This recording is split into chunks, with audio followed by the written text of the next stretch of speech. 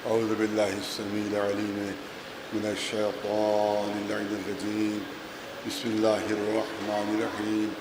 الحمد لله رب العالمين، والصلاة والسلام على سيد الأنبياء والمرسلين سيدنا ونبينا وشفيع المذنبين أبي القاسم محمد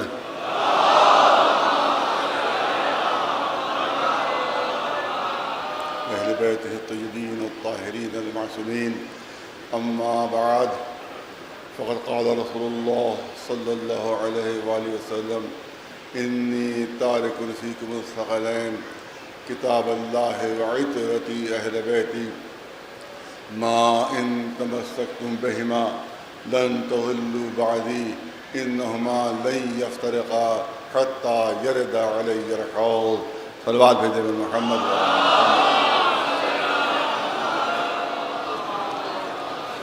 ظاہر ہے کہ دامن وقت میں گنجائش کا موضوع بے انتہا تفصیلی ہے.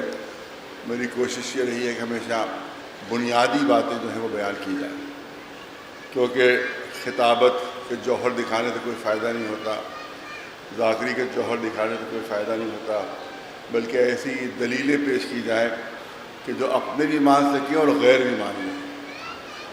دیکھیے، اپنے تو سب مانتے ہی ہیں، اگر مانتے نہ ہوتے تو یہاں جمع کیوں ہوتے؟ اگر مانتے نہ ہوتے تو اتنا بڑا مجمع یہاں کیوں آتا ہے؟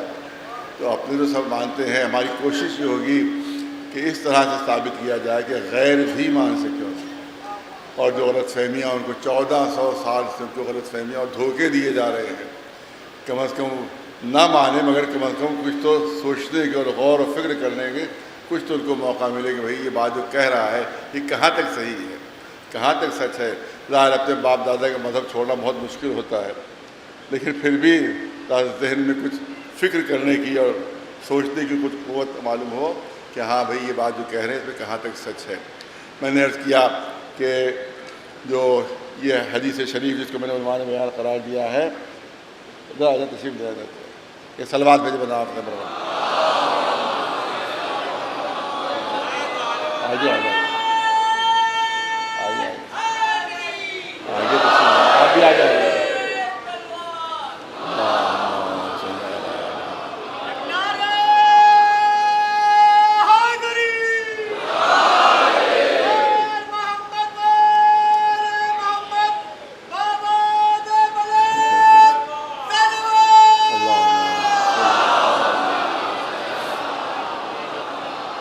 بات غیروں تک پہنچے، دوسروں تک پہنچے کہ جن کو غلط فہمیاں ہیں، جن کو 1400 سال سے بہکایا جا رہا ہے.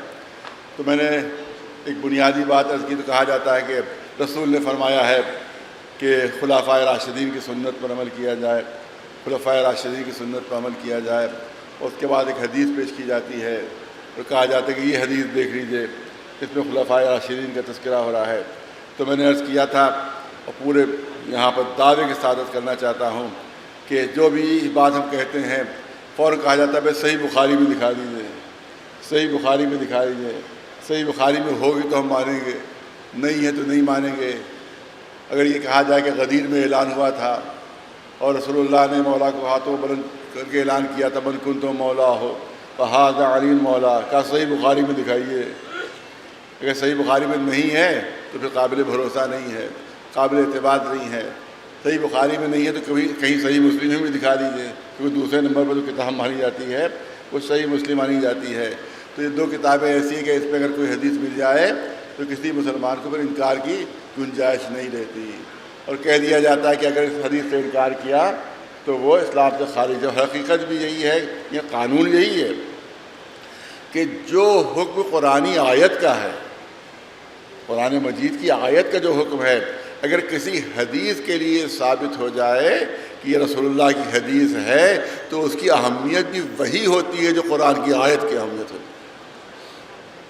اس کی اہمیت بھی وہی ہوتی ہے جو قرآن مجید کی آیت کی اہمیت ہوتی ہے، جس کو حدیث صحیح اور متواتر کہتے ہیں. اس کی حدیث کی بھی قسمیں بیان کی گئی ہیں، اس میں سب سے بلند اور پائے حدیث وہ ہوتی ہے جو صحیح بھی ہو اور متواتر بھی ہو. تو اس کے اوپر اگر کوئی عمل نہ کرے تو کہا جائے گا اسلام سے خارج ہے، اسلام سے خارج ہے. لہذا یہ کیونکہ اس کا دلیل یہ ہے خود قرآن مجید، وما ينطق عن الهوى ان هو الا وحی یوحی، یہ تو کلام ہی نہیں کرتے جب تک کہ اللہ کی وحی نازل نہ ہو جائے، لہذا ہر حدیث مطابق وحی ہوتی ہے۔ تو جو امپورٹنس اور جو اہمیت قرآن کی آیت کی ہوتی ہے، وہی صحیح اور متواتر حدیث کی بھی وہی امپورٹنس اور وہی اہمیت ہوتی ہے۔ لہذا کہا گیا صحیح بخاری ہے، صحیح مسلم ہے، تو میں نے کہا جو کہا جاتا جب بھی دیکھیے کوئی ٹی وی پر کوئی مولانا پڑھ رہا ہے تو والدہ یہی کہہ رہا ہے کہ رسول نے فرمایا ہے میں 2 چیزیں چھوڑ رہا ہوں، قرآن اور میری سنت، قرآن اور میری سنت، قرآن اور میری سنت۔ یہ بہت بڑا دھوکہ دیا جاتا ہے، کیونکہ صحیح ستہ کی جو 6 حدیث کی کتابیں ہیں ان میں سے کسی کتاب میں بھی یہ حدیث سنتی موجود نہیں ہے۔ دعوے کے ساتھ عرض کر رہا ہوں، دعوے کے ساتھ جہاں جہاں تک آواز جا رہی ہے عرض کر رہا ہوں کہ کسی بھی کتاب میں جو صحیح ستہ کہلاتی ہیں ان کی 6 سب سے معتبر کتابیں، ان میں کہیں بھی یہ حدیث پائی نہیں جاتی ہے، اگر کہیں پائی بھی جاتی ہے تو پھر معتبر نہیں ہے، خود آپ کی نگاہ میں معتبر نہیں ہے، خود اہل سنت حضرات کی نگاہ میں معتبر نہیں ہے۔ اگر صحیح بخاری، صحیح مسلم، صحیح ترمذی، ابن ماجہ، سنن داؤد، امام النسائی کی جو مستند ہے اس میں جب تک نہیں ملے گی وہ کہیں ہم نہیں مانیں گے، تو یہ اس میں کسی میں نہیں ہے۔ لیکن جو صحیح مسلم کی حدیث ہے اس کو ترک کر دیا جاتا ہے، اور بالکل جو غیر معروف حدیث ہے اس کو بیان کیا جاتا ہے، صرف دشمنی اہل بیت میں، صرف اہل بیت کے کینے میں یہ بات بیان کی جاتی ہے۔ لہذا مسلمانوں سے عرض کرنا چاہتا ہوں کہ اپنے مولویوں سے پوچھو کہ سنتی والی حدیث کس کتاب میں ہے اور اطرتی والی حدیث کس کتاب میں ہے۔ ایک صلوات بھیجو بلند آواز۔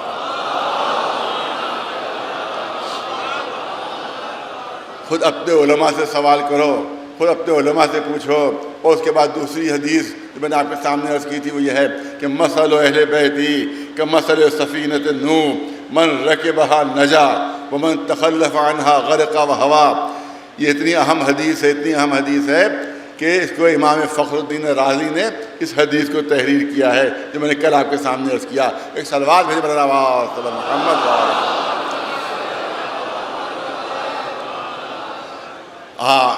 یہ اب میں چاہتا ہوں کہ اس سے پہلے جو تھوڑا سا موضوع رہا 2-4 جملے اس پر بھی آج عرض کرو، انشاءاللہ اس موضوع پر بھی 2-4 جملے عرض ہوں گے کہ مجلسوں کے بارے میں اعتراض کیا جاتا ہے، یہ روزانہ مجلسوں کو یہ مجلسیں کہا ہے کہ شریعت میں اس کا حکم دکھائیے، سنت رسول میں اس کا حکم دکھائیے، قرآن میں اس کا حکم دکھائیے، دنیا بھر کے بہانے کیے جاتے ہیں۔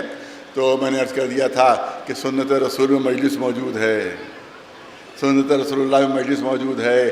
آپ جو بدعتیں کر رہے ہیں پہلے اس کی سند دکھائیے، آپ جو بدعتیں کر رہے ہیں پہلے اس کی سند دکھا دیجیے کہ زمانے رسالت میں تھی یا نہیں تھی۔ لہذا ایک شخصیت نے اعلان کیا کہ 2 متع جو تھے وہ زمانے رسالت میں جائز تھے، میں ان کو حرام کر رہا ہوں۔ متعتان 2 متع جو تھے وہ زمانے رسالت میں جائز تھے۔ ایک متع جو ہوتا ہے کہ جو نکاح کے بعد ہوتا ہے، نکاح سے کم درجے کا وہ ایک نکاح ہے جس کو متع ہم کہتے ہیں، اور دوسرا متعۃ الحج ہے، وہ متعۃ النساء ہے، یہ متعۃ الحج ہے۔ اب فرمایا خلیفہ دوم میں کہ یہ 2 چیزیں زمانے رسالت میں جائز تھیں، میں حرام کر رہا ہوں۔ سوال یہ ہوتا ہے کہ جو چیز رسول نے جائز کی تھی آپ کو حرام کرنے کا حق کہاں سے مل گیا؟ اس کو آپ کو اسے حرام کرنے کا حق کہاں سے مل گیا؟ لہذا مامون الرشید جو تھا وہ بڑا پڑھا لکھا تھا، وہ بہت پڑھا لکھا تھا، لیکن پھر بھی ظاہر کہ قبضہ تو تھا ہی، لاکھ پڑھا لکھا صحیح لیکن حق اہل بیت پر قبضہ تھا۔ اس نے ایک مرتبہ اعلان کر دیا دربار میں، پورے ملک میں ہنگامہ مچ گیا، پورے ملک میں ہنگامہ مچ گیا کہ ہم متع کو جائز سمجھتے ہیں۔ اس نے کہا ہم متعۃ النساء کو بھی جائز سمجھتے ہیں اور متعۃ الحج کو بھی جائز سمجھتے ہیں۔ کیا لوگوں نے ہنگامہ مچا دیا، ارے صاحب آپ نے کیا غضب کر دیا، ہمارے مذہبی کو ختم کیے دے رہے ہیں۔ کیا کہ حضرت عمر کی روایت ہے اس کو میں مان رہا ہوں۔ توجہ ہے، پڑھا لکھا مجمع ہے، کسی پر طنز نہیں ہے، کسی پر تان نہیں ہے، کسی کے دل کو دکھانا مقصود نہیں ہے۔ مامون الرشید جو آپ ہی کا مانا و خلیفہ اس کے جملے ہیں، اس کے جملے ہیں، کسی شیعہ کے جملے نہیں ہے جو آپ کو اعتراض ہو جائے کہ صاحب شیعہ نے کہہ دیا۔ اس کے جملے یہ ہے کہ میں جائز قرار دیتا ہوں متع کو بھی، جو متعۃ النساء عورتوں سے متع بھی ہو سکتا ہے، اور متعۃ الحج، وہ دونوں جو ہے وہ جائز ہے۔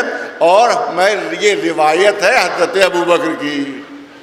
انہیں حیران کر رہے، انہیں تو منع کیا تھا۔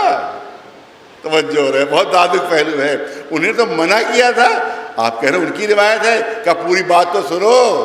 انہوں نے کیا فرمایا؟ انہوں نے فرمایا ہے کہ متعۃ النساء اور متعۃ الحج رسول کے زمانے میں جائز تھا۔ یہ ہو گئی ان کی روایت۔ ارے توجہ ہو رہے، یہ ہو گئے ان کی روایت، یہ ہو گئی ان کی روایت۔ اور آخر میں انہوں نے کہا میں حرام کرتا ہوں، یہ ہو گیا ان کا اجتہاد۔ میں روایت مان لیتا ہوں، اجتہاد کو رد کر رہا ہوں۔ ایک صلوات بھیجے محمد، ایک صلوات۔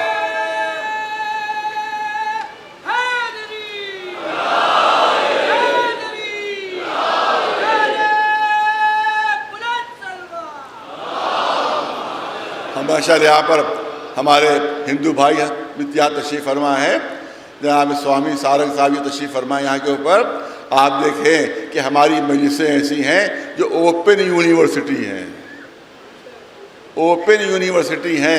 ہر یونیورسٹی میں سند مانگی جاتی ہے، بی اے پاس کیا یا نہیں کیا آپ نے، انٹر پاس کیا یا آپ نے نہیں کیا۔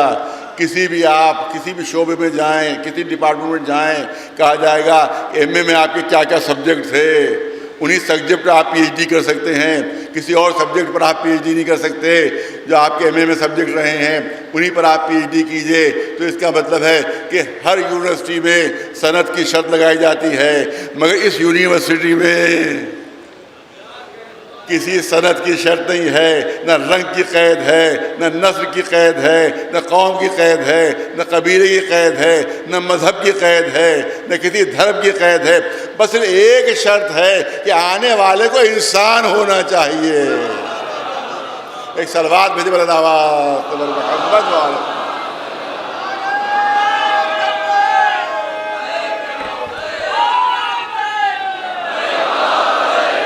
لبیک یا حسین، لبیک یا حسین۔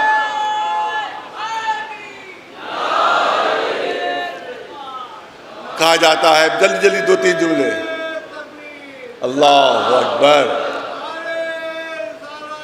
یا رسول اللہ، یا علی۔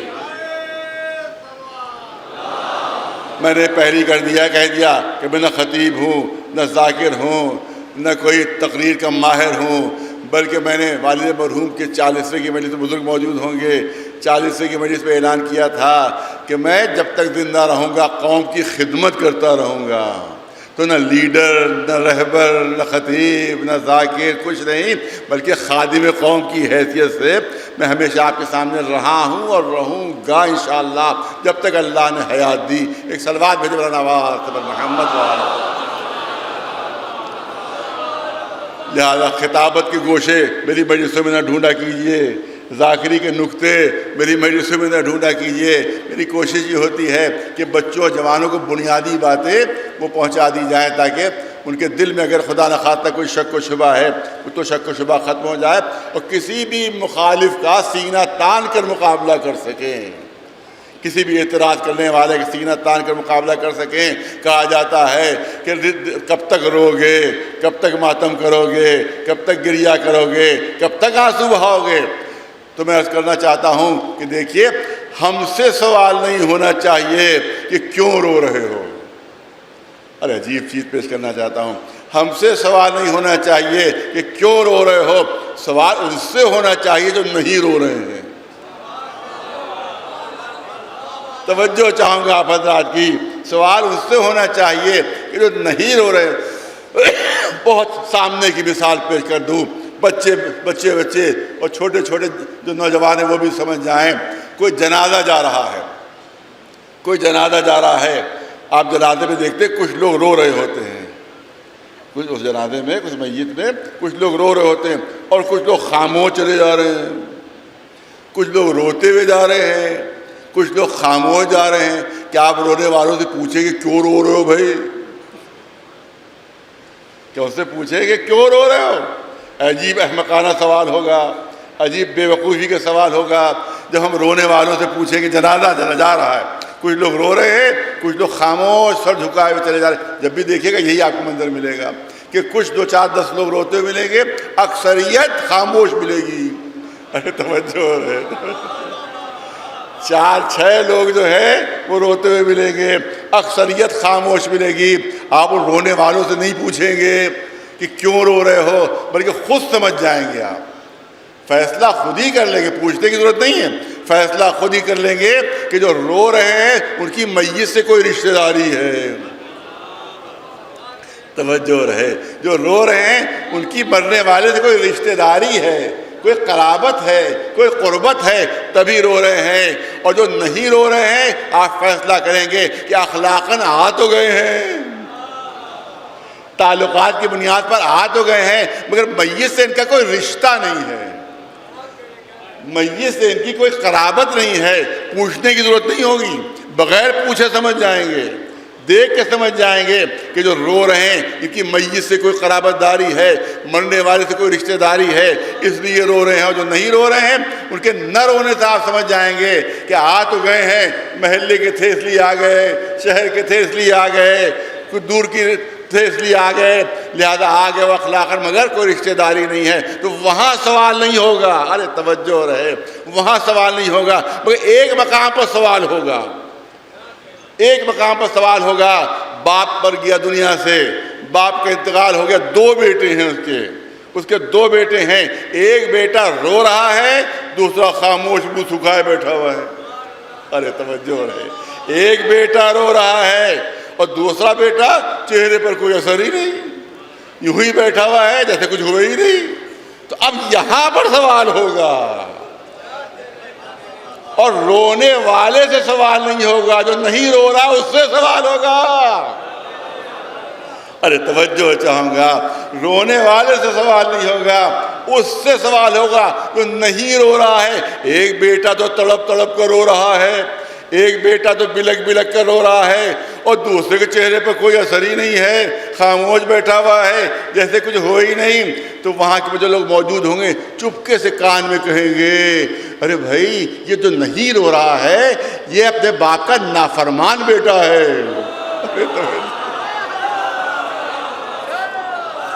یہ اپنے باپ کا نافرمان بیٹا ہے، باپ کے ساتھ گستاخی کیا کرتا، باپ نے اسے عاق کر دیا ہے، باپ نے اسے عاق کر دیا ہے، اس لیے یہ چپکا بیٹھا ہوا ہے، نہیں رو رہا ہے. تو ہم سے ارے امام رسول اللہ کے گھر میں غمی ہوئی، رسول اللہ کے گھر میں غمی ہوئی، مسلمان ہونے کی حیثیت سے ہم سب بھائی بھائی ہیں. ارے توجہ، مسلمان ہونے کی حیثیت سے ہم سب بھائی بھائی ہیں. رسول کے گھر میں غمی ہوئی ہے، نواسہ مارا گیا ہے، دل کا ٹکڑا قتل ہوا ہے. اب ہم سے نہ پوچھو کہ تم کیوں رو رہے ہو، ان سے پوچھو جو نہیں رو رہے ہیں کہ کہیں رسول نے عاق تو نہیں کر دیا.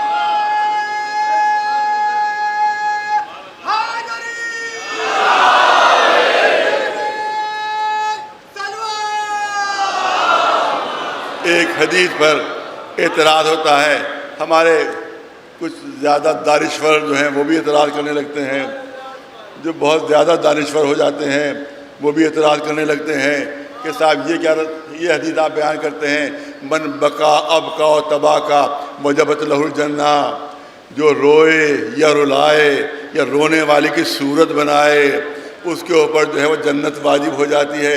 ارے ایک آنسو وہ پوری جنت، ارے توجہ رہے، ایک آنسو اور پوری جنت، ایسی سستی جنت ہے کہ صاحب ایک آنسو پہ مل جائے گی، ایسی جنت کی قیمت کم کر دی آپ نے کہ ایک آنسو مل جائے گی۔ پہلی بات تو یہ اعتراض کیا جاتا ہے، اس کا بھی جواب دے دوں کہ من بکا اب کا اور تباہ کا، تباہ کیا کے معنی ہے رونے والی صورت بناؤ۔ اگر رونا کبھی ہوتا ہے انسان کو کہ رونا نہیں آ رہا ہوتا ہے، نہیں آ رہا ہوتا ہے، تو اب یہاں کے اوپر اللہ رسول اللہ کی طرف سے حکم ہے کہ رونا نہیں بھی آ رہا تب بھی رونے والے کی صورت بناؤ، کہ جیسے تم غمگین ہو، جیسے تمہیں غم ہے، آنسو نہیں آ رہے ہیں نہیں آئے لیکن کم از کم رونے والے کی صورت بناؤ۔ تو کہا گیا کہ یہ تو منافقت ہے۔ ارے توجہ رہے، یہ تو منافقت ہے بھائی کہ رونا نہیں آ رہا اور رونے والے کی صورت بناؤ، تو اس کو تو ہپوکریسی کہتے ہیں، اس کو تو منافقت کہتے ہیں کہ خواہ مخواہ اپنی صورت بنا لو رونے والی جیسی۔ نہیں، ہپوکریسی نہیں ہے۔ آپ دیکھیں روزے داری کے لیے کیا حکم ہے، روزے کے لیے کیا حکم ہے، روزے کے لیے کیا حکم ہے، روزہ رکھنا واجب ہے، روزہ رکھنا واجب۔ لیکن اگر کسی عذر شرعی کی وجہ سے تم روزہ نہیں رکھ سکتے تو اب حکم شریعت ہے کہ جب مجمع میں جاؤ تو یہ بتاؤ نہیں کہ ہم روزے سے نہیں ہیں، توجہ رہے، یہ بتاؤ نہیں کہ ہم روزے سے نہیں ہیں، بلکہ روزے داروں جیسی صورت بنا کر مجمع میں جاؤ، تو اس کا مطلب شریعت منافقت کا حکم دے رہی ہے۔ رسول اللہ منافقت کا حکم دے رہے ہیں کہ روزے دار نہیں بھی ہو تب بھی روزے داروں کی شکل بناؤ۔ تو اس کا مطلب یہ ہے روزہ نہ ہوتے ہوئے بھی اگر روزے داروں کی شکل بنا لو گے تو یہ بھی عبادت ہے، یہ بھی عبادت ہے۔ اسی طرح سے اگر رونا نہیں آ رہا ہے رونے والوں کی شکل بناؤ گے یہ بھی عبادت میں شمار ہو جائے گا۔ ایک صلوات بھیجے مولانا محمد والی۔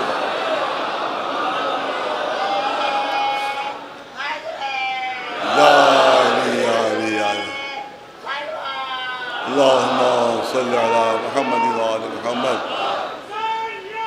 زندہ باد، مردہ باد،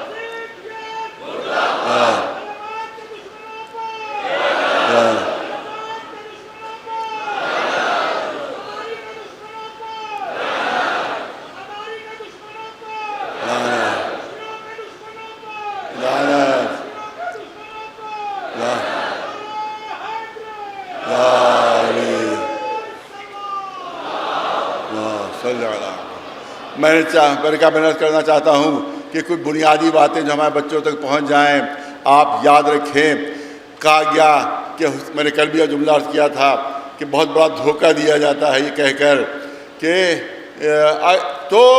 کیونکہ یزید فاسق و فاجر تھا اس لیے حسین نے بیعت نہیں کی، کیونکہ فاسق و فاجر تھا، شرابی تھا، بدماش تھا، اوباش تھا، اس لیے حسین نے بیعت نہیں کی۔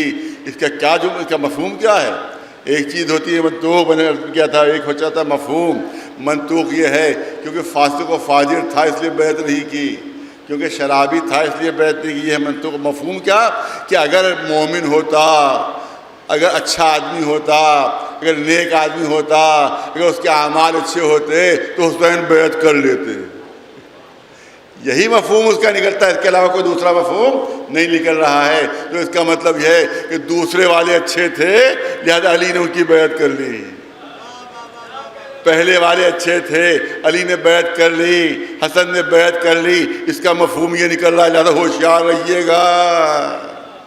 اگر کوئی یہ جملہ کہے آپ خوش ہو جائیے کہ یزید کو فاسق و فاجر کہہ رہا ہے، یزید کو برا کہہ رہا ہے، اس پر آپ خوش ہو جائیے۔ ارے بھائی یہ تو یزید کو برا کہہ رہا ہے، یہ دیکھیے پیچھے مقصد کیا ہے، یہ برا کہنے کا مقصد کیا ہے؟ کیونکہ فاسق و فاجر تھا، فاسق و فاجر تھا اس لیے حسین نے بیعت نہیں کی۔ اس کا مطلب کہ اگر اچھا ہوتا، خوش کردار ہوتا، صحیح ہوتا تو حسین اس کی بیعت کر لیتے۔ میں نے کل عرض کیا کہ اگر وہ بنی اسرائیل کا نبی بھی ہوتا تب بھی حسین بیعت نہیں کرتے اس کی۔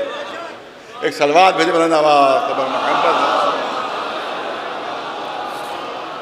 کیونکہ حسین ہے اولی الامر، اطیعوا اللہ و اطیعوا الرسول و اولی الامر منکم، اللہ کی اطاعت کرو، رسول کی اطاعت کرو اور اولی الامر کی اطاعت کرو۔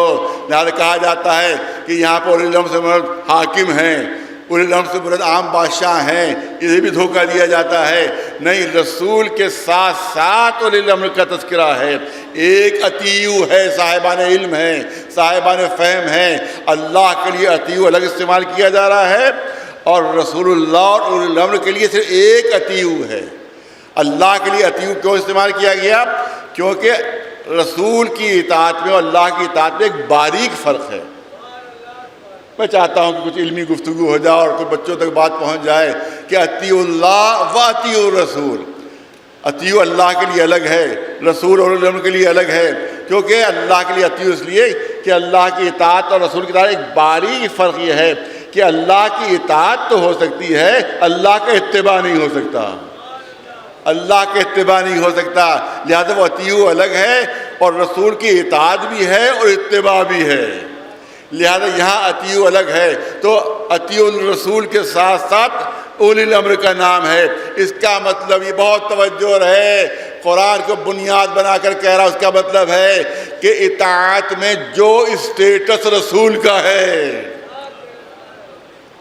بہت توجہ چاہوں گا کہ جو اطاعت میں جو اسٹیٹس رسول کا ہے وہی اسٹیٹس اولی الامر کا بھی ہے، اسٹیٹس اولی الامر کا بھی ہے۔ بس فرق اتنا ہے کہ رسول ہیں، اولی الامر نہ نبی ہیں نہ رسول ہیں، مگر جس طرح سے رسول کی اطاعت واجب ہے اسی طرح سے اولی الامر کی اطاعت بھی واجب ہے۔ کا کوئی نام نہیں ہے یہاں پر، لہذا ہم نے خود منتخب کر لیا، خود منتخب کر لیا۔ تو میں کہوں گا رسول میں کہاں نام ہے؟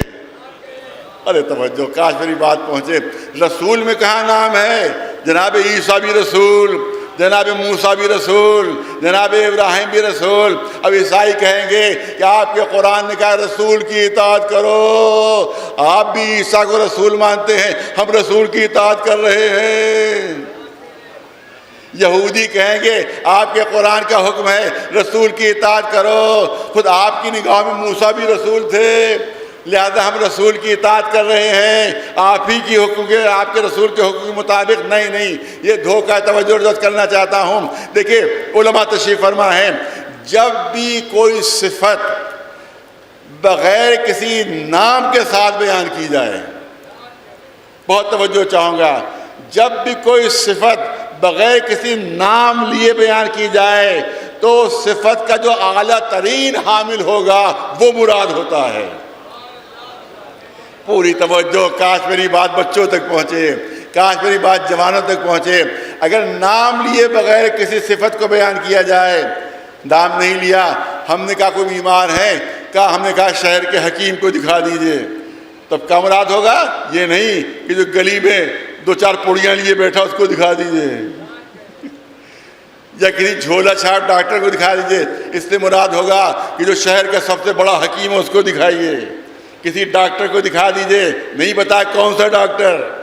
لیکن جب صفت بیان ہو جائے بغیر نام کے تو اس سے مراد اعلیٰ ترین فرد جو ہوتی ہے، جو اس کی بہترین فرد جو ہوتی ہے وہ مراد ہوتی ہے۔ کہا رسول کی اطاعت کرو، رسول کی اطاعت کرو، رسول کا نام نہیں ہے، اس کا مطلب یہ ہے کہ جو مرتبے میں سب سے بلند رسول ہے، ارے توجہ چاہ رہا ہوں، جو مرتبے میں سب سے اعلیٰ رسول ہے، کہ جس کی تمام رسول جو ہے وہ اطاعت کرتے ہیں، کہ جس کے اوپر ایمان لاتے ہیں تو رسالت ملتی ہے، وہ ہے خاتم النبیین محمد مصطفیٰ صلی اللہ علیہ وسلم۔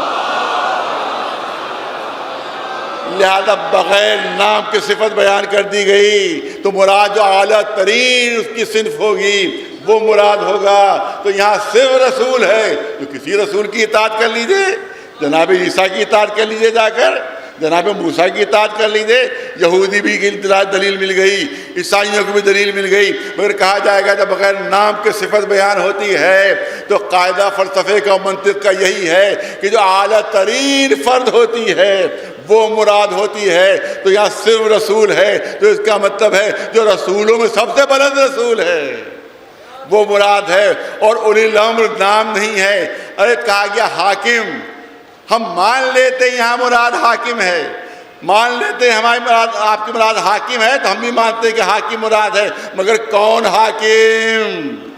ارے توجہ رہے، کون حاکم؟ ایسا حاکم کہ جس کی پوری کائنات پر حکومت ہو، جس کی زمین پر بھی حکومت ہو، جس کی آسمان پر بھی حکومت ہو، جس کی چاند پر بھی حکومت ہو، جس کی ستاروں پر بھی حکومت ہو، جس کی سورج پر بھی حکومت ہو، جس کی پانی پر بھی حکومت ہو، جس کی فرشتوں اور ملائکہ پر بھی حکومت ہو، جس کی جناتوں پر بھی حکومت ہو، جو اعلیٰ ترین حاکم ہوگا وہ مراد ہوگا۔ ایک صلوات بھیجے بڑے دعوات محبت والا۔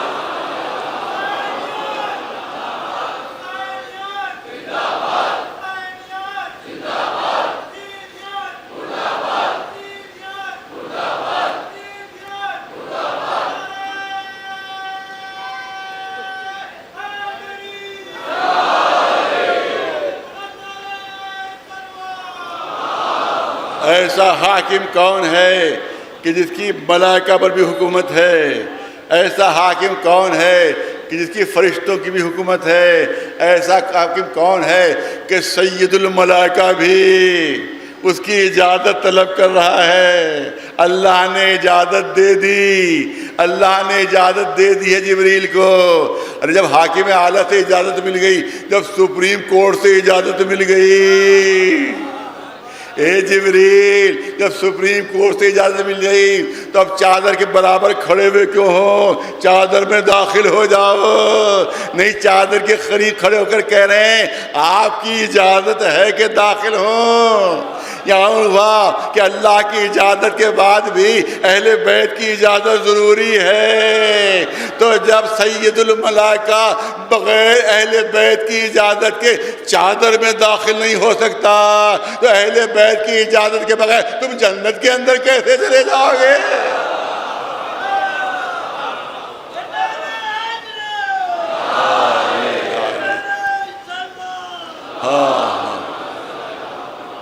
جو انبیاء سے بلند ہو، جو رسولوں سے بلند ہو، اس کی وہ ہے حاکم، وہ ہے حاکم۔ جلدی جلدی عرض کروں، جناب سلیمان پیغمبر بہت زبردست محل بنایا، محل کی چھت کے اوپر کھڑے ہوئے کہ میں اپنے لشکر کو دیکھنا چاہتا ہوں کہ کیسا میرا لشکر ہے۔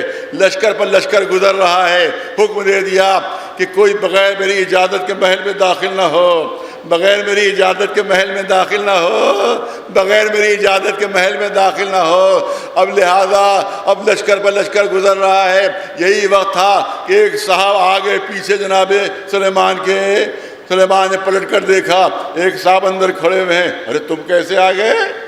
میں نے تو کہا تھا بغیر اجازت کی کوئی نہیں آئے گا، تم کیسے آ گئے؟ کہ میں وہ ہوں کہ جسے کسی اجازت کی ضرورت نہیں، میں وہ ہوں جسے کسی کی اجازت کی ضرورت نہیں۔ اچھا دھوپ میں کھڑا ہوا ہوں، ذرا چھاؤں میں آ جاؤں؟ کہ نہیں اس کی بھی اجازت نہیں۔ ارے کھڑا ہوا ہوں ذرا بیٹھ جاؤ؟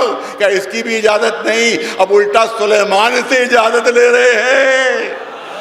ارے صاحبان فہم تشریف فرما ہے، جو سلیمان پیغمبر کہہ چکے تھے میری اجازت کے بغیر کوئی داخل نہیں ہو سکتا، وہی سلیمان اب ان سے اجازت لے رہا ہے کہ بیٹھ جاؤں؟ کیا اجازت نہیں؟ ارے دھوپ سے چھاؤں میں آ جاؤں؟ اجازت نہیں۔ کھڑے ہوئے تھے، اسی عالم میں روح قبض کر لی۔ اللہ کو میں پسند نہیں ہے۔ ارے توجہ چاہوں گا، اللہ کو میں پسند نہیں ہے۔ سلیمان پیغمبر کی زبان سے میں نکلا، ملک الموت کے ذریعے سے وہ میں توڑ دی، میں توڑ دی، لیکن ملک الموت کی زبان سے بھی میں نکل گیا کہ میں وہ ہوں، میں وہ ہوں جو کسی کی اجازت کا محتاج نہیں ہوں، میں ہر جگہ بغیر اجازت کے داخل ہوتا ہوں۔ اللہ نے اعلان فرمایا رک تو جاؤ، تمہاری میں بھی توڑوں گا، رک تو جاؤ، تمہاری میں بھی توڑوں گا۔ دروازے سے 3 بار پلٹائے جاؤ گے۔ ایک صلوات بلند آواز پر محمد وآلہ۔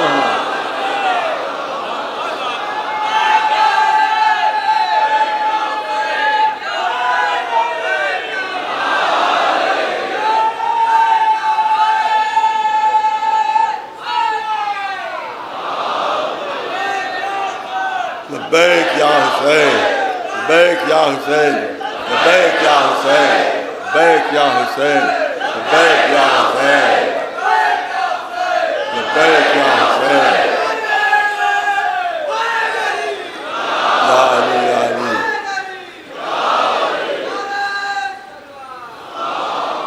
کہا بیعت کر لی، بیعت کر لی، 6 مہینے بعد بیعت کر لی، امام حسن نے بیعت کر لی۔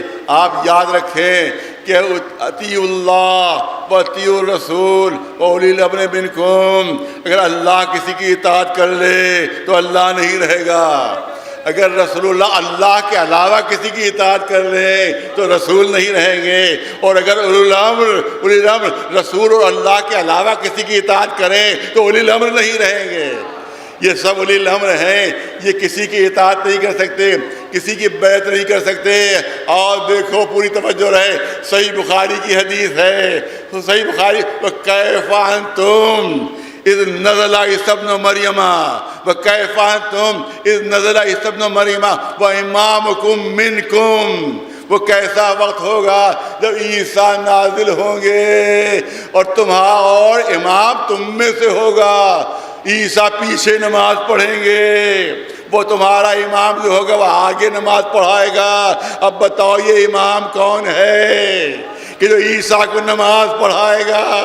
یہ امام کون ہے عیسیٰ کو نماز پڑھائے گا؟ اگر عیسیٰ کے ہاتھ پر بیعت کر لیں تو اب عیسیٰ آگے ہو جائیں گے، امام پیچھے ہو جائیں گے، لیکن امام کا آگے ہونا خود اس بات کی دلیل ہے کہ امام نے ان کے ہاتھ پر بیعت نہیں کی ہے، عیسیٰ نے ان کے ہاتھ پر بیعت کی ہے۔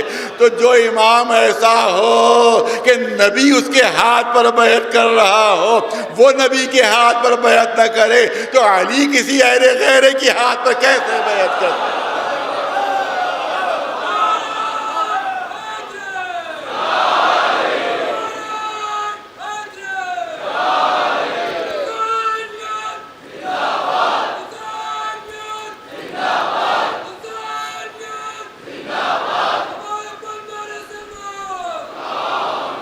اب فیصلہ کن جملے، میں نے کہا خطیب نہیں ہوں، ذاکر نہیں ہوں، مگر چاہتا ہوں کہ کچھ بات بچوں اور جوانوں تک پہنچے۔ کہا گیا آج بھی ببانگ دہل کہا جاتا ہے، شیعوں نے مارا ہے، شیعوں نے مارا ہے اور یہی ماتم کر رہے ہیں، شیعوں نے مارا ہے یہی ماتم کر رہے ہیں۔ سوال یہ ہے کہ جب تم یزید کو فاتح مانتے ہو تو ببانگ دہل کیوں نہیں کہتے یزید نے مارا؟ ارے توجہ چاہوں گا اور بازاق مجمع ہے، جب تم کہتے ہو کہ یزید فاتح ہے تو فاتح کا نام کیوں نہیں لے رہے ہو؟ تم دوسروں پر الزام کیوں لگا رہے ہو کہ انہی نے مارا، انہی نے مارا؟ آپ توجہ رہے آپ کی کہ جب یزید کے دربار میں یہ سب قیدی پہنچے تھے اور جو امام حسین نے خطبہ دیا ہے، زبردست خطبہ دیا ہے، تو پورا دربار رونے لگا۔ اس وقت یزید نے کہا میں کیا کروں، ارے مجھے تو معلوم ہی نہیں تھا، ابن زیاد نے قتل کر دیا، ابن زیاد نے قتل کر دیا۔ اگر یزید اپنے کو فاتح سمجھ رہا ہوتا تو ابن زیاد پر الزام نہ لگاتا، ابن زیاد پہ الزام نہ لگاتا۔ اور جب ابن زیاد سے پوچھا گیا تم نے خان والے رسالہ کیوں قتل کیا، کہا میں نے کہاں کیا، وہ تو عمر سعد نے کیا۔ بہت توجہ رہے، وہ تو عمر سعد نے کر دیا۔ اور پھر جب عمر سعد آیا تو اب ابن زیاد کیا کہ تاریخ پیش کر رہا ہوں، ابن زیاد نے کیا کہا، وہ جو میں نے تم کو خط دیا تھا وہ واپس کر دو۔ خط میں لکھا تھا اے عمر سعد حسین سے بیعت لے لو، اگر بیعت نہ کرے تو سر قلم کر دو۔ وہ خط مجھے واپس کر دے، وہ میرا حکم نامہ واپس کر دے۔ عمر سعد نے کہا ارے اسی حکم نامے ہی تو ثابت کروں گا کہ میں نے قتل نہیں کیا، تو نے قتل کروایا۔ ارے توجہ رہے، میں نے قتل نہیں کیا، تو نے قتل کروایا۔ ہر ایک الزام دوسرے پہ لگا رہا ہے۔ آج بھی ہمارا جلوس نکلتا ہے تو کہتے ہیں انہی نے قتل کیا، انہی نے قتل کیا۔ اس کا مطلب یہ ہے کہ آج فتح یزید کی کوڑے دان میں پڑی ہوئی ہے۔ ارے کوئی تیار نہیں کہ اپنے اوپر فتح کی ذمہ داری لے لے۔ ایک صلوات بھیجے محمد۔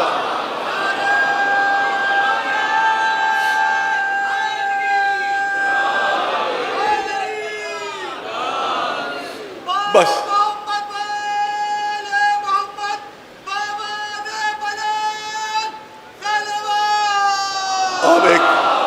اہم بات عرض کرنا ہے، اور وہ بات جو بنیادی ہے وہ بھی عرض کرنا چاہتا ہوں کہ ہمارے ساتھ جب زیادتی ہوتی ہے، جب ہمارے ساتھ ناانصافی ہوتی ہے، تو مجبوراً پھر ہم احتجاج کا اعلان کرتے ہیں۔ لہذا احتجاج کا اعلان ہوا تھا کہ میں اکیلا نکلوں گا، سب کو نہیں بلایا میں نے، اکیلا نکلوں گا۔ لیکن ڈی ایم صاحب کی طرف سے بھی لیٹر آ گیا، انہوں نے لکھ دیا کہ ہاں یہ وقف کی زمین ہے، اور اس کے بعد پولیس کمشنر کو لکھا انہوں نے کہ صاحب یہ آپ یہاں پر قانونی کارروائی لوگوں کے خلاف کیجیے کہ جو وہاں پر تعمیر کر رہے ہیں۔ اس کے بعد کل جتنے بھی پولیس افسران تھے وہ بھی آئے تھے، انہوں نے کہا تھا کہ مصلحت یہ ہے کہ عاشور کے 1-2 دن بعد ہم یہ FIR کریں، لہذا ہمیں 2-4 دن کا موقع دے دیجیے۔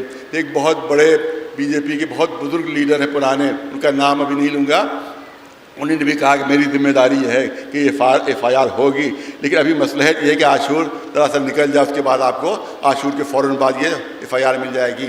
اس کے بعد میرے جو رشتے میں چچا لگتے ہیں جناب صارم صاحب جو وہاں کے منتظم بھی ہیں، وہ دانش آزاد صاحب کے پاس رات میں گئے۔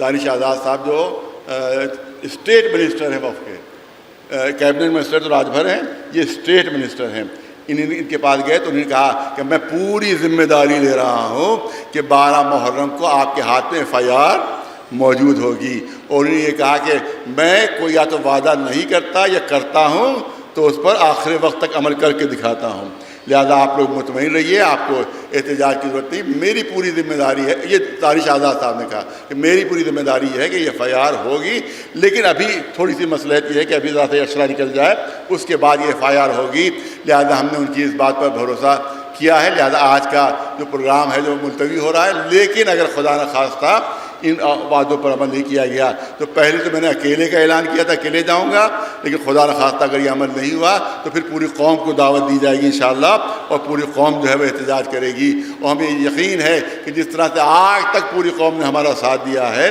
انشاءاللہ اس احتجاج میں بچہ بچہ، ایک ایک مرد ایک ایک عورت جو ہے اس احتجاج میں شریک ہوگی۔ لہٰذا ابھی فی الحال یہ ملتوی ہے، 12 محرم تک ہم انتظار کریں گے جو انہوں نے ٹائم لیا ہے۔ 12 محرم تک اگر کام نہیں ہوا تو انشاءاللہ پھر سے احتجاج کا اعلان ہوگا۔ ایک صلوات بھیجے مولانا محمد و آل محمد۔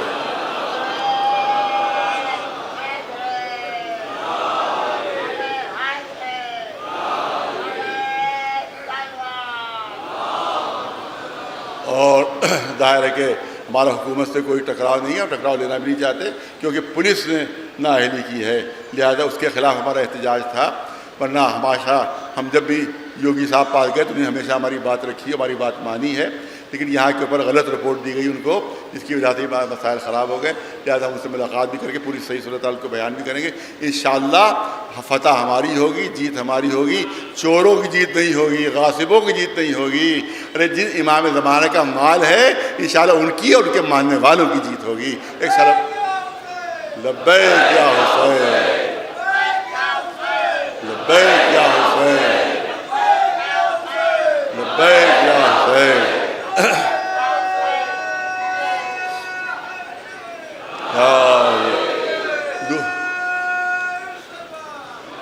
دوسرا اعلان امام زمانہ فنڈ کے سلسلے میں ہے کہ اسی کے ذریعے سے اب کیونکہ اب خمس وغیرہ جو ہے جو آتا تھا وہ 5% بھی اب نہیں آ رہا ہے، لہذا اسی امام زمانہ فنڈ کے اوپر جتنی بھی امداد ہوتی ہے وہ ہوتی ہے، لہذا آپ حضرات سے گزارش ہے کہ اس میں آپ حضرات تعاون فرمائیں، اس میں ضرور تعاون فرمائیں۔ اسی طرح سے نور ہدایت بھی ہماری ادارہ ہے، لہذا اس سلسلے میں بھی گزارش ہے۔ تو نعرہ تکبیر، نعرہ تکبیر، نعرہ رسالت، نعرہ رسالت، نعرہ حیدری، نعرہ حیدری، لبیک یا حسین، لبیک یا حسین، لبیک یا حسین۔ صلوات بر محمد و آل محمد۔ بس آخری جو سخت ترین اعتراض جو ہوتا ہے، میں چاہتا ہوں میں 2 منٹ میں اس کو آپ کے سامنے پیش کر دیا جائے۔ جہاں جاؤ، کلکتے میں مجھے بتایا گیا کہ وہاں کے اوپر جلوس نکل رہا تھا، شیعہ قمع زنجیر کو ماتم کر رہے تھے، اہل سنت وہاں پر کچھ حضرات موجود تھے، انہی نے شیعوں نے وہاں کے بتایا کہ وہ کمنٹ کر رہے تھے، ارے لاکھ اپنے کو پیٹو، حسین معاف نہیں کرے گے، تم ہی تو مارا ہے، لاکھ ماتم کرو، حسین معاف نہیں کریں گے، تمہیں نے تو قتل کیا ہے، تمہیں تو مارا، کوفے میں تمہیں تو تھے۔ آج بھی یہی کہا جاتا ہے، شعراء ان کے اشعار کہتے ہیں کہ کس نے قتل کیا، ان شیعوں نے قتل کیا. تو ایک دفعہ میں نے عرض کیا تھا کسی مجلس میں کہ اس شیعہ کے لفظ سے گھبرائیے نہیں، کبھی شیعہ کے لفظ سے گھبرائیے نہیں. اگر کوئی کہے کہ شیعوں نے قتل کیا تو آپ گھبرا کر کہیے نہیں ہم نے نہیں کیا. یہ جملہ، یہ جواب بہت غلط جواب ہے جو آپ کہیں ہم نے نہیں قتل کیا. اگر کہیں شیعہ تو آپ کہہ رہے نہیں ہم نے نہیں قتل کیا، ہم نے نہیں قتل کیا، کیونکہ اس زمانے میں سوائے شیعوں کے کوئی دوسرا تھا ہی نہیں. یہ اہل سنت والجماعت بہت بعد میں کوائن کیا گیا ہے. اہل بیت کے مقابلے میں اس لفظ کو لایا گیا ہے اہل سنت والجماعت. ورنہ زمانے رسالت میں اس کے بعد میں جو صدر اسلام ہے اس پہ سوائے شیعوں کے کوئی نہیں تھا. ہر ایک مگر کسی نام کے ساتھ منسوب تھا. یہ شیعہ علی ہے، یہ شیعہ عثمان ہے، یہ شیعہ معاویہ ہے، یہ شیعہ یزید ہے. تو جب وہ کہے شیعہ تو کہیے کس کا شیعہ؟ بتاؤ کس کا شیعہ؟ وہ کس کے شیعہ تھے؟ کیونکہ اس زمانے میں شیعہ کے علاوہ کوئی نام ہی نہیں تھا. ہسٹری ہے پیش کر رہا ہوں آپ کے سامنے. دوسری چیز یہ ہے کہ میں نے کل ہلکا سے اشارہ کیا کہ مسلمانوں میں اور ہمارے فرقے میں بنیادی فرق یہ ہے، کل انشاءاللہ اور مزید تشریح ہوگی. بنیادی فرق یہ ہے کہ ان کے یہاں بیعت کرنے کے بعد امام بنتا ہے، بیعت ہونے کے بعد امام بنتا ہے، یعنی بیعت سے امام بنتا ہے. جب بیعت ہوتی ہے تو وہ امام بن جاتا ہے، جب بیعت ہوتی ہے تو حاکم بن جاتا ہے، جب بیعت ہوتی ہے تو حکمران بن جاتا ہے. ہمارے یہاں معاملہ الٹا ہے، ہمارے یہاں برعکس ہے. بیعت سے امام نہیں بنتا، جو امام ہوتا ہے بیعت اس کی ہوتی ہے. جو امام ہوتا ہے بیعت اس کی ہوتی ہے. امامت پہلے ہے، بیعت بعد میں ہے. اسی لیے جب اعلان غدیر ہو چکا، علی کی امامت کا اعلان ہو چکا، تب بیعت لی جا رہی ہے. بیعت کے بعد علی امام نہیں بنے ہیں، امام بن چکے تب بیعت ہو رہی ہے. اس کا مطلب ہے کہ ہم میں اور عام مسلمانوں میں بنیادی فرق یہی ہے کہ ان کے یہاں بیعت کے بعد رہبر و امام بنتا ہے. ہمارے یہاں جو امام ہوتا ہے اس کی بیعت ہوتی ہے. انہیں کیا یہ ہوتا ہے کہ بیعت کے بعد اس میں لیاقت پیدا ہوتی ہے امام ہونے کی، اور ہمارے یہاں جو امام ہونے کا لائق ہوتا ہے اس کی بیعت ہوتی ہے. ایک صلوات بھیجے بلا نواز محبت. رسول اللہ کے زمانے میں بیعت ہوئی، بیعت عقبہ اولیٰ ہوئی. مدینے سے 12 لوگ آئے تھے، انہیں نے بیعت کی. کیا اس کے بعد رسول بنے؟ اس کے بعد بیعت عقبہ ثانیہ ہوئی. جب 70 لوگ مدینے سے آئے تھے انہیں نے رسول کی بیعت کی. تو کیا اس کے بعد رسول بنے تھے؟ اس کے بعد بیعت رضوان ہوئی، 1400 لوگوں نے بیعت کی. کیا اس کے بعد بیعت ہوئی؟ بیعت نسوان ہے، عورتوں نے بیعت کی. کیا اس کے بعد رسول بنے؟ یہیں پہ بھی دلچسپ واقعہ ہے. اس میں بیعت کس طرح سے کرتے تھے؟ ایک تسلے میں پانی رکھ دیا جاتا تھا، اس پہ ایک خاتون اپنا ہاتھ ڈالتی تھی، رسول اپنا ہاتھ ڈالتے تھے. اس کے بعد رسول سے عہد لیتے تھے دیکھو اسلام کی تمہیں پابندی کرنا ہے، اسلامی احکام کی پابندی کرنا ہے. ایک خاتون نے جب بیعت کے لیے پانی میں ہاتھ ڈالا، رسول نے ہاتھ ڈالا تو ایک لفظ کا اس میں رسول نے اضافہ کر دیا. بیعت پہ جو عہد لیا گیا اس میں ایک رسول نے ایک اضافہ کر دیا، ان کے یہاں اضافہ کیا. تمام باتیں کہتے کہتے دیکھو آئندہ بدکاری نہ کرنا. ارے توجہ ہو رہے، آئندہ بدکاری نہ کرنا، آئندہ بدکاری نہ کرنا. جو خاتون بیعت کر رہی تھی انہوں نے کہا اے اللہ کے رسول کبھی شریف خاتون سے بھی یہ بات کہی جاتی ہے؟ ارے توجہ ہو رہے، کیا کبھی کسی شریف خاتون سے بھی یہ بات کہی جاتی ہے کہ بدکاری نہ کرنا؟ اب رسول نے سر اٹھایا، دیکھا ہندہ معظمہ تشریف فرما ہے اور وہ کہہ رہی ہیں کہ کہیں شریف خواتین سے بھی یہ بیعت لی جاتی ہے کہ بدکاری نہ کرنا. رسول کا بیعت کے وقت یہ جملہ استعمال کرنا ان کی پچھلی پوری تاریخ بیان کر رہا ہے کہ کس قسم کی تھی. ایک صلوات بھیجے بلند محمد، ایک صلوات بلند آواز تبر محمد وآل محمد. بس بات مکمل ہو گئی. اس کا مطلب یہ ہے کہ امامت پہلے ہے، بیعت بعد میں ہے. اب تاریخ طبری کے جملے آپ کے سامنے پیش کر رہا ہوں.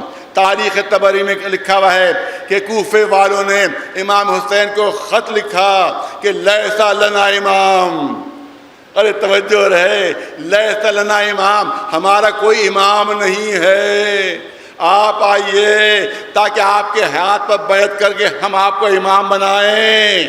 لیسا لنا امام، ہمارا کوئی امام نہیں ہے، آپ آئیے تو آپ کے ہاتھ پر بیعت کر کے آپ کو امام بنا۔ اتنا بڑا مجمع ہے، کوفے بلایا جا رہا ہے، آئیے آپ کے ہاتھ پر بیعت کریں تاکہ آپ ہمارے امام بنیں۔ اتنا بڑا مجمع ہے، ایک چھوٹے سے بچے سے پوچھئے تمہارا امام ہے یا نہیں، تمہارا امام ہے یا نہیں؟ ننھا سا بچہ بھی کہے گا ہے امام، ہمارا امام ہے۔ کبھی دیکھا؟ کہ نہیں، کبھی نہیں دیکھا۔ کیا تمہارے شہر میں آئے کہ ہمیں خبر نہیں کہ آئے یا نہیں آئے؟ پھر کیسے تمہارے امام ہیں؟ چاہے آئیں چاہے نہ آئیں، چاہے دیکھیں چاہے نہ دیکھیں، مگر وہ ہمارے امام ہیں۔ تو اس کا مطلب ہے کہ کوفے میں وہ لوگ حسین کو بلا رہے تھے جو بیعت کر کے امام بناتے ہیں، وہ نہیں تھے جو امام کی بیعت کرتے ہیں۔ اس کا مطلب یہ ہے کہ کوئی بھی ہو، شیعہ نہیں ہو سکتے، شیعہ نے علی نہیں ہو سکتے۔ ایک صلوات بلند آواز پر محمد۔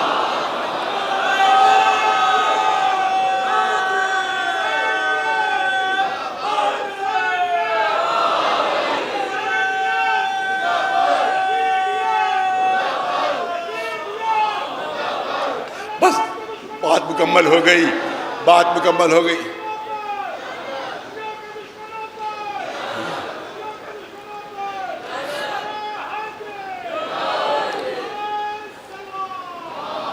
بات تھوڑی طولانی ہو گئی، جبکہ موضوع ایسا تھا، میں چاہتا تھا بچوں جوانوں تک بات پہنچے۔ کہا گیا امام حسن نے بیعت کر لی، امام حسن نے بیعت کر لی۔ تو آپ یاد رکھیے یہ بھی اولی الامر ہیں، یہ بیعت نہیں کر سکتے۔ توجہ رہے، سادہ کاغذ آ رہا ہے، امیر شام کی طرف سادہ کاغذ آ رہا ہے، آپ اس پر اپنی شرطیں لکھ دیجئے۔ بہت نازک پہلو ہے لیکن بہت سمجھدار مجمع میرے سامنے ہے۔ آپ دیکھیں، آپ اپنی شرطیں لکھ دیجئے۔ امام حسن نے ایک ایک کر کے شرط لکھوانے شروع کی۔ یہ لکھو کہ امیر شام کو قرآن کی مطابقت کرنا ہوگی، قرآن کے احکام پر عمل کرنا ہوگا، سنت رسول اللہ پر عمل کرنا ہوگا، فلاں کام کرنا ہوگا، فلاں کام کرنا ہوگا، فلاں کام کرنا ہوگا۔ حسن اپنی شرطیں لکھوا رہے ہیں، حسن اپنی شرطیں لکھوا رہے ہیں، فلاں شرط ہے، فلاں شرط ہے، فلاں شرط ہے۔ ادھر سے سادہ کاغذ آیا، شرط امام حسن لکھ رہے ہیں۔ پوری توجہ رہے، شرط امام حسن لکھ رہے ہیں۔ اب کہتے ہو کہ امام حسن نے امیر شام کے ہاتھ پر بیعت کر لی، اگر بیعت کی ہوتی تو شرطیں ادھر سے آتی۔ ارے توجہ رہے، اگر بیعت کی ہوتی تو شرطیں ادھر سے آتی کہ آپ کو یہ شرط ماننا ہے، یہ شرط ماننا ہے، یہ شرط ماننا ہے۔ مگر امام حسن اپنی شرطیں بنوا رہے ہیں کہ یہ تمہیں ماننا ہے، یہ تمہیں ماننا ہے۔ تو جملہ نظر کرنا چاہتا ہوں، اس کا مطلب یہ ہے کہ امام وقت بادشاہ وقت کے ہاتھ پر بیعت نہیں کر رہا ہے، بلکہ بادشاہ وقت شرطیں مان کر امام وقت کے ہاتھ پر بیعت کر رہا ہے۔ ایک صلوات بھیجے بلند آواز۔ سلو ہوئی ہے، سلو بیعت نہیں ہوتی۔ اس کی دلیل پیش کرتا ہوں آخری جملے کہ سلو بیعت نہیں، کیوں؟ اس لیے کہ جب عمر سعد نے گفتگو شروع کی امام حسین سے تو شبر تک بات پہنچی۔ شبر نے کہا ارے بھائی وہ تو آپس میں گفتگو کر رہے ہیں، مصالحت ہو رہی ہے، سلو کی باتیں ہو رہی ہیں آپس میں۔ اور عمر سعد نے لکھ بھی دیا کہ سلو ہو سکتی ہے حسین سے، سلو ہو سکتی ہے حسین سے، لہٰذا اب جنگ کی ضرورت نہیں۔ عمر سعد نے لکھا تھا ابن زیاد کو، شیب نے بھڑکایا ابن زیاد کو، ارے یہ تو سلو کی باتیں کر رہے ہیں ابن زیاد جو وہ عمر سعد جو ہے۔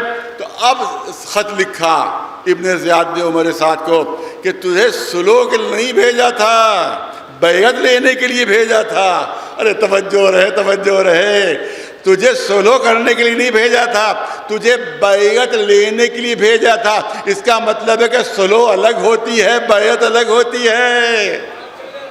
تو امام حسن نے سلو تو کی تھی، بیعت کبھی نہیں کی۔ ایک صلوات بھیجے بلند آواز پر محمد۔ اگر بیعت کر لی ہوتی تو زہر نہ دیا گیا ہوتا ہے۔ آج امام حسن کو پرسہ دینا ہے، آج امام حسن کو پرسہ دینا ہے۔ مگر پرسا کبھی کبھی نامکمل رہ جاتا ہے۔ میں چاہتا ہوں اگرچہ کم وقت ہے کہ مکمل پرسا دیا جائے امام حسن کو۔ امام حسن کو پرسا دینا ہے جب جگر کے ٹکڑے تخت میں گر رہے تھے، امام حسین موجود ہیں، جناب ام فروا ان کے زانوں کے اوپر، امام حسن کا جو ہے سر ہے، کسی سبب سے امام حسین کچھ دیر کے لیے وہاں سے ہٹ گئے۔ جناب ام فروا نے دیکھا کہ امام حسن کے بس دم نکلنے والا ہے، بس اب سانس اکھڑنے والی ہے۔ امام حسین سامنے نہیں تھے اور زانو کے اوپر شوہر کا سر تھا، خود نہیں جا سکتی تھی۔ کیسے حسین کو خبر دیں کہ آپ کے بھائی کا آخری وقت آ گیا ہے؟ قاسم اتنے چھوٹے تھے کہ جا کر بیان نہیں کر سکتے تھے۔ قاسم کو قریب بلایا، قاسم کا گریبان چاک کیا، اے قاسم اسی حال میں اپنے چچا پاس چلے جاؤ، ارے چچا کو خود سمجھ میں آ جائے گا تم یتیم ہونے والے۔ آج کیونکہ تابوت آئے گا لہذا امامہ بالکل آخر میں اتارا جاتا ہے تاکہ اشارہ ہو جائے کہ تابوت آ جائے، لہذا امامہ میں بالکل آخر میں اتاروں گا۔ اب یہاں کے اوپر روایت کہتی ہے کہ حسین دوڑ کر آئے، دیکھا آخری ہچکیاں بھائی لے رہا ہے۔ اسی وقت روایت بھی یہ ہے کہ جناب ام فروا روایت کرتی ہیں کہ جناب قاسم بہت کم سن، امام حسن نے جناب ام فروا سے کہا یہ تعویذ لو اور قاسم کے بازو پر باندھ دو اور وصیت کر دو کہ جب بہت سخت وقت پڑے تو اس امام ضامن کو کھول کر، اس تعویذ کو کھول کر تم اس پر عمل کرنا۔ اب قاسم کربلا کے میدان میں ہے، چاروں طرف جنگ ہو رہی ہے، تلواریں چل رہی ہیں، نیزے چل رہے ہیں، حسین لاشوں پر لاشیں لا رہے ہیں۔ قاسم خیمے کے اندر سر جھکائے بیٹھے ہوئے ہیں۔ جیسے جناب ام فرواری منظر دیکھا جبین پر شکن پڑ گئی، اے قاسم ارے کیا یہ خیمے کے اندر بیٹھنے کے بعد تمہارا چچا دشمنوں میں گرا ہوا، چاروں طرف سے حملے ہو رہے ہیں، تم یہاں خیمے کے اندر بیٹھے ہوئے ہو، کیا موت سے ڈر گئے؟ کیا تلواروں کی جھنکاروں سے ڈر گئے؟ کہا مادر گرامی آپ یہ کیا کہہ رہی ہیں؟ یہ تو دیکھیے کہ میری رگوں میں کنکا خون دوڑ رہا ہے۔ بھلا میں موت سے ڈروں گا، میں تلواروں سے ڈروں گا، مگر کیا کروں؟ جب بھی چچا کی خدمت میں ہاتھ جوڑ کر جاتا ہوں، آقا کی خدمت میں ہاتھ جوڑ کر جاتا ہوں، وہ انکار کر دیتے ہیں اور اجازت نہیں دیتے۔ اس وقت جناب ام فروا کو یاد آیا کہ شوہر نے ایک تعویذ باندھا تھا اور کہا تھا جب بہت سخت وقت پڑے تو تعویذ کو کھول کر دیکھ لینا۔ اب جو تعویذ کھولا لکھا تھا اے قاسم میں کربلا کے میدان میں موجود نہ ہوں گا، میرا بھائی حسین دشمنوں میں گر جائے گا، میری طرف سے حسین پر اپنی جان نچھاور کر دینا۔ جیسے قاسم نے تعویذ اور یہ وصیت دیکھی، دوڑتے امام حسین کے پاس آئے اور وہ تحریر دکھائی کہ چچا دیکھیے یہ میرے بابا کی تحریر ہے۔ تحریر لی، تحریر پہچانی، آنکھوں سے لگائی، سر پر رکھا کہ پہلے جانے کی اجازت دینے کے حقدار نہیں تھا، اب روکنے کا حق نہیں رہا۔ اے قاسم جاؤ خدا حافظ، یہ کہہ کے روایت کہتی ہے کہ ایسا رخصت کیا کہ ایسا رخصت کسی کو نہیں کیا تھا۔ حمید مسلم کہتا ہے میں نے دیکھا کہ حسین نے قاسم کو گلے لگایا اور گلے لگا کر رونا شروع کیا، اتنا روئے، ادھر قاسم رو رہے ہیں، ادھر حسین رو رہے ہیں۔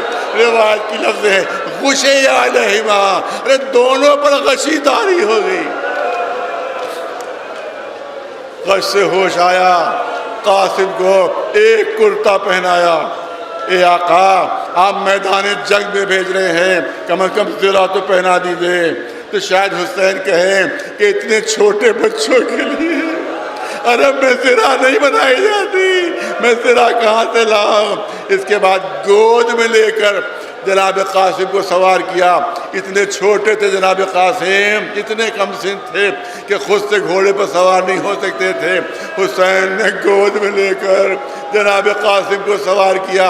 اس کے بعد دیکھنے والوں نے منظر دیکھا کہ گھوڑے کی دونوں رکابوں میں قاسم کے پیر نہیں آئے، لہذا صرف ایک رکعت پر زور دیا، ایک پیر ہوا میں اٹھا ہوا تھا، اتنا کم سن تھے، اتنا چھوٹا قد تھا کہ دونوں رکعتوں تک پیر نہیں پہنچے، دوڑ کر حملہ کیا، ایسا زبردست حملہ کہ سامنے کشتوں کے پشتے لگ گئے، سامنے سے فوج بھاگ رہی تھی، یہاں تک کہ تاریخ کربلا کہتی ہے کہ فوج سامنے سے بھاگ گئی تو سامنے عمر سعد نظر آتا ہے، اے عمر صاحب، ارے تو میرے چچا کو قتل کرنے آیا ہے؟ میں تجھے قتل کر کے رہوں گا، تجھے جہنم واصل کر کے رہوں گا۔ قاسم آگے بڑھنے لگے، عمر صاحب ڈر گیا کہ کہیں یہ بچہ مجھ تک نہ پہنچ پائے، کہیں مجھ تک نہ آ جائے۔ ایک بہت بڑا پہلوان قریب کھڑا ہوا تھا، جا اور جا کر اس بچے کی ماں کو اس کے غم میں رلا، تو اتنا بڑا پہلوان ہے مگر ملعون بڑا بزدل تھا، بڑا بزدل تھا، بجائے اس کے سامنے سے آتا گھوڑے کو کاوا دیا، قاسم کے پشت پر آیا، قاتل تلوار لیے ہوئے قاسم کی پشت پر موجود ہے۔ ارے کاش کوئی چاہنے والا وہاں موجود ہوتا تو جناب قاسم کو ہوشیار کر دیتا، اے آقا ہوشیار ہو جائیے، آپ کی پشت پر قاتل موجود ہے۔ بھرپور وار ہوا، قاسم تیورا کر زمین پر گرے، آواز دی، اے چچا مدد کے لیے آ جائیے، اے چچا مدد کے لیے آ جائیے۔ حسین پہنچے مگر اس عالم میں کہ قاسم زندگی ہی میں پامال ہو گئے تھے۔ حسین نے نوحہ پڑھا، اے قاسم تمہارے چچا پر بہت شاق ہے کہ تم مدد کے لیے پکارتے ہو، مگر تمہارا چچا نہیں بول سکا۔